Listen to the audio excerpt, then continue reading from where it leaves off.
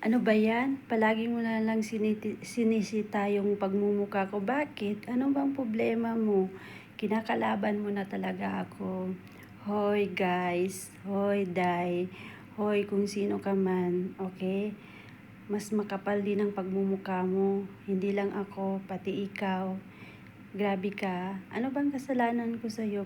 Bakit palagi ka lang nagme-message sa akin?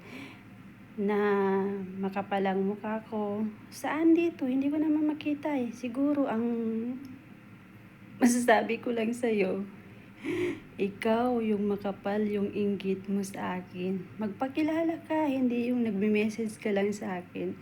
Kung naiinggit ka sa mga picture ko, kasi lahat ng mga picture ko, puro maganda.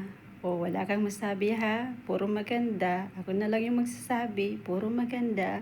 So, o sige, magpaganda ka. Siguro pangit ka siguro. Kaya yun, palagi mong sinasabi sa akin na makapalang mukha ko. Hello, kahit makapalang mukha ko, maganda rin naman. Nabibenta rin tong pagmumukha na to, di ba? Ikaw, nabibenta ba yung pagmumukha mo, yung kasama ng ugali mo? Hindi. Kaya, sorry ka na lang, Day.